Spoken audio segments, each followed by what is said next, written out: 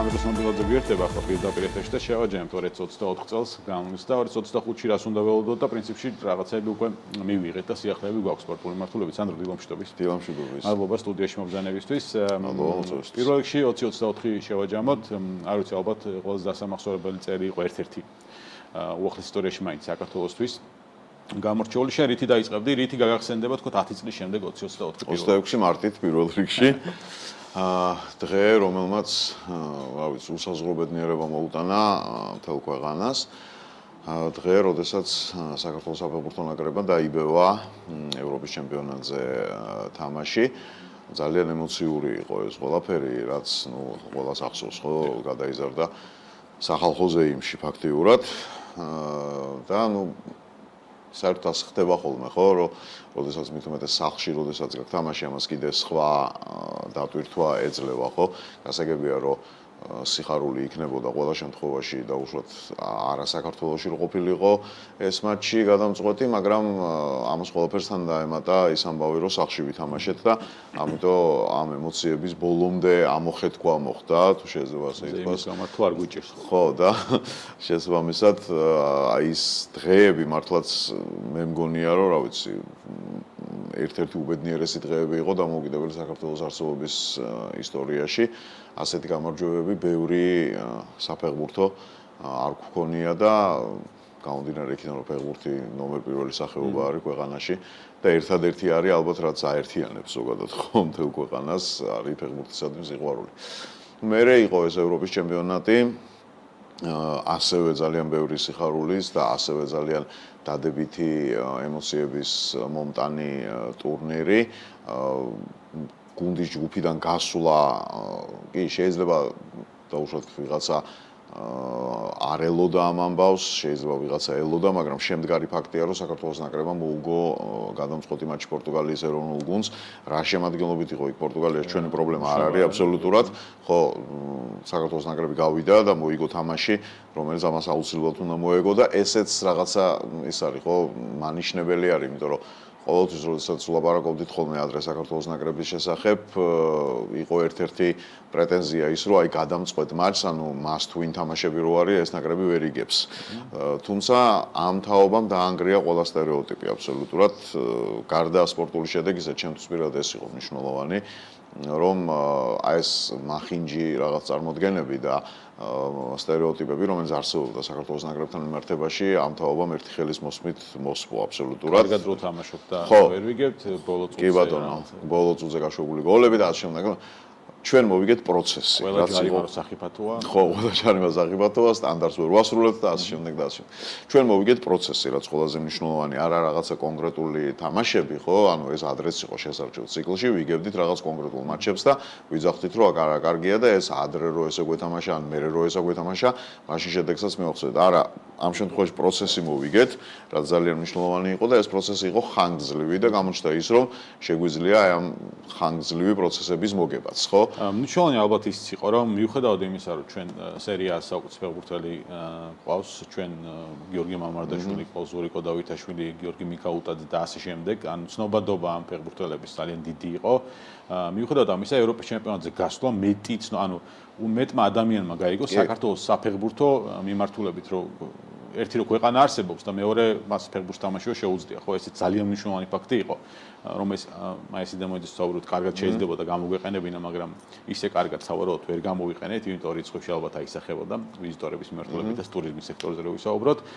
გარდა მაგისა ჩვენ რეალურად მივიღეთ ის რომ ქართულ ფეხბურთელებზე მოთხოვნა გაიზარდა ხო აი რო შევხედოთ როგორც ბაზრის პრინციპს და აქედანაც ასე ვთქვათ ქვეყანა შეუძლია რაღაცა სარგებელი მიიღოს აი მიმდინარე პროცესს კვარაცხელიას ტრანსფერი ნუ ლივერპულში 25-ში ახლა იქნება გიორგი მამარდაშვილიც ხო ეს რა პროცესებია ჩვენი ქვეყნისთვის და მოსალოდნელი იყო თუ არა ამ პროცესების განვითარება შენთვის მოსალოდნელი იყო აი ამ კარგი პერიოდის შემდეგ რომელიც საქართველოს ნაკრებს ჰქონდა ხო იგივე დაუშვათ ევროპის ჩემპიონატზე გასვლის დღიდან დაწყებული დამთავრებული იმ დღით რომელიც ბოლო იყო ევროპის ჩემპიონატზე ჩვენი ეროვნული გუნდისთვის ხო აი ეს პერიოდი ხო რითია კარგი, რომ შესაბამისად იზრდება ზუსტად აი ეს რაზეც თქვენი ლაპარაკეთ რა, იზრდება ინტერესი ქვეყნისადმი. ჯერ ნელ-ნელა იზრდება და მე როდესაც გუნდი ჩადის ამ ხელა საფეხბურთო ფორუმზე, ხო იქ ძალიან მნიშვნელოვანი არის როგორ გამოავლენს თავის თავს და შეფასებები იყო მხოლოდ დადებითი მიხაილ ბალაკიდან დაწყებული ლოტარ მატეუსი დამთავრებული ყველა აფასებდა ძალიან პოზიტიურად საქართველოს ნაკრების გამოსვლას. ერთ-ერთ აღმოჩენად გადაიქცა ეს გუნდი მთელი ტურნირის და მათ შორის გიორგი მამარდაშვილი. ხვიჩაზე იქამდეც იცოდნენ, რომ უდიდესი ტალანტია და ვარსკვლავია, იმიტომ რომ იქამდე ქონდა მას მოგებული სერია საუკეთესო ფეხბურთელის წოდება, იქამდე გახდა ჩემპიონთა ლიგის ახალგაზრდა საუკეთესო ახალგაზრდა ფეხბურთელი. მამარდაშვილთან დაკავშირებითაც რა თქმა უნდა იყო ინფორმაციები, ოღონდ აი ეს ჰაიპი, რომელიც აიწია, ხო? ეს მოყვა ევროპის ჩემპიონატზე ჩატარებულ მატჩებს და განსაკუთრებით ჩეხეთის ნაკრებთან შეხვედრას, ხო? ზღაპრული თამაში ჩაატარა გიორგიმ, ზღაპრული თამაში ჩაატარა პორტუგალიასთან და შესაბამისად უკვე ეს დაკვირვებების პროცესი დამთავრდა და გადაიზარდა მოთხოვნის პროცესში უკვე აქედან გამომდინარე და შედეგად მივიღეთ ის, რომ ლივერპულში გააგრძელებს იგი კარიერას. ეს რა თქმა უნდა დადებითია ყველაფრისთვის აბსოლუტურად. ცალკე ფეხბურთელებისთვისაც და ზოგადად თუ ვილაპარაკებთ მთლიანად ქვეყნისთვის, ხო, იმიტომ რომ იზრდება ცნობადობა, გვინდა არ გვინდა ჩვენი ქვეყნის სახელი ამ ადამიანებს გააქვთ სხვადასხვა საფეხბურთო ჩემპიონატებში და შესაბამისად სხვა საფეხბურთო ქვეყნებში და არასაფეხბურთო ქვეყნებშიც მათ შორის. სხვა თანაბარ პირობებში მიღმა იმისა, რა პროცესი ვითარდებოდა 2024-ში, სპორტული მიმართულება რო დავტოვოთ მხოლოდ აბსოლუტურად სპორტული მიმართულება გასწრო ყველაფერს, აბსოლუტურად წელი იყო და ამათ ვისაუბრებდით ამაზე, თუმცა იქ იყო რაღაც თემები და ახლაც არის, რომელიც რაღაც კუთხით ფარავს ხოლმე სამწუხაროდ ამ მიმართულებას. დღევანდელობაზეც რომ ვისაუბროთ და მოვყვეთ, ხვიჩა კვარაცხელის ტრანსფერი, ნუ მერაბსაც ცხადია კითხავ, იმიტომ რომ ფეხბურთზე ვსაუბრობ შენთან, იმიტომ რომ უფრო ფეხბურთთან ასოცირდება სანდრო ზნობილაძე, თუმცა ცხადია სპორტის მიმართულებას ფარავ ნებისმიერს. ხვიჩას ტრანსფერი PSG-ია თუ PSG-ში? ჩემთვის არის PSG. PSG, ოკეი, PSG-ში. შენთვის ანუ როგორ შეხვდი ამ ტრანსფერს? ნუ ბევრი საუბრობს, ზოგი სკეპტიკურად უყურებს, ზოგი ბედნიერია, მაგრამ უმეტესობა ბედნიერები ვართ. ხო, იცი რა არის, ყველა ტრანსფერი ხო განიხილება ორი მიმართულებით, ხო, ერთი არის საფეხბურთო, მეორე არის ფინანსური, ხო? შესაბამისად ესეც არ არის გამონაკლისი და ნუ პლუს ამას ემატება რაღაც გარე ფაქტორები რა. მე პირადად ვისურვებდი, რომ ხვიჩა ნაპოლიდან წასულიყო არა ზამთრის სატრანსფერო პერიოდში, არამედ სეზონის ბოლოს.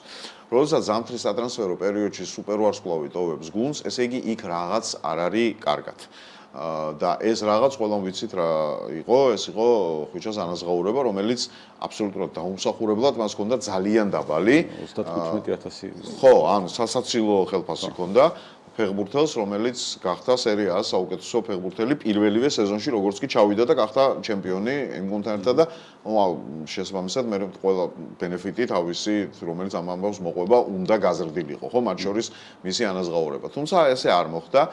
70 მილიონიანი ფეხბურთელი არ იყიდება, ან თუ იყიდება ძალიან იშვიათად იყიდება ზამთრის სატრანსფერო პერიოდის დროს, იმიტომ რომ კლუბები მაინც ერიდებიან. მეხუთე ყველაზე ძვირადღირებული ტრანსფერია ზამთრის სეზონში. ხო, ანუ ერთი კლუბი ერიდება ასეთი სუპერსტარის გაყიდვას ზამთარში და მეორე მხრივ მყიდველიც ერიდება შეძენას, იმიტომ რომ ზამთარი მაინც შუა სეზონია, ხო? PSG-ში გადასვლას აქვს დადებითი ფაქტორები ის, რომ სანამ ხვიჩა იქ იქნება ძალიან დიდი იმედი მაქვს, რომ საფრანგეთის ჩემპიონატს მოიგებს სულ. იმიტომ რომ რეალურად კონკურენტი PSG-ს არ ყავს საფრანგეთის ჩემპიონატში. სანამ ხვიჩა იქ იქნება ძალიან დიდი იმედი მაქვს, რომ 10+ გოლს გაიტანს მიახლოებულს 20-მდე. შეიძლება ეს მაინც ახლა არ მოხდეს, იმიტომ რომ ნახევარი სეზონი დარჩება სათამაშო. მაგრამ აი მთლიანობაში რო ავიღოთ ერთი სეზონი, 10+ გოლი იქნება და მიახლოებული 20-მდე. ჩემთვის უარყოფითი არის ის, რომ ჩემ დასამწუხაროდ ალბათ ხვიჩა ვერ მოიგებს პარი სენ-ჟერმენში ჩემპიონთა ლიგას, იმიტომ რომ თვითონ პარი სენ-ჟერმენი ვერ მოიგებს ამ ჩემპიონთა ლიგას. იმიტომ რომ ჩემპიონთა ლიგის მოგებას კიდე სხვა რამეები ჭირდება, ხო? ანუ რასაც ჩვენ ვეძახით გუნდის DNM-ს, ხო? აი ეს DNM-ი არ გააჩნია პარი სენ-ჟერმენს. ხო, მე ჯერ მოდი, ხო, ანუ ამ ტურნირზე თუ ვილაპარაკებთ კონკრეტულად რომელიც ახლა მიმდინარეობს, მოდი ჯერ გავიდეს პლეი-ოფში. იმიტომ რომ ხო, მე მქონდა საშუალება წამეყვანა პარი სენ-ჟერმენის 2 მატჩი ჩემპიონთა ლიგაზე და მინდა გითხრა რომ ძალიან ცუდი შტაბ-ეჭდება დატოვეს პარიზელებმა.